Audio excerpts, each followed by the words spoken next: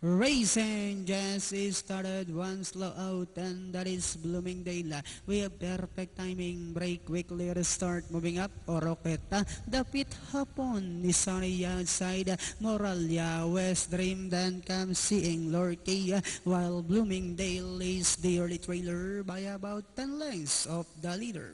And going along for the first turn, we have Oroqueta, now takes command by our length and a half. The pit hapon is sorry outside second.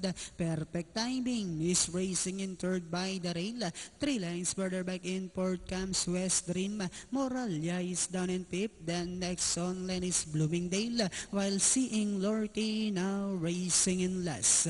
Inside the tres octavo, we have Oroqueta moving up on the outside and now about to throw the challenge is entry number 4, perfect timing. West Dream now moving up to take third.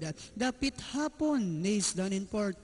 Moralia comes next, Bloomingdale, while Seeing Lorky is still racing in less. And they are now entering the much awaited part of the race, the home stretch. We have perfect timing, maintaining a 2 lengths lead. And in second, Oroqueta. West Dream is sorry outside third. The pit hapon with about 100 meters of the race. We have perfect timing by about 2 lines over Oroqueta, West Dream, and finally perfect timing close between West Dream, Oroqueta, the pit hapon, Bloomingdale, Seeing Lorky, and Moralia.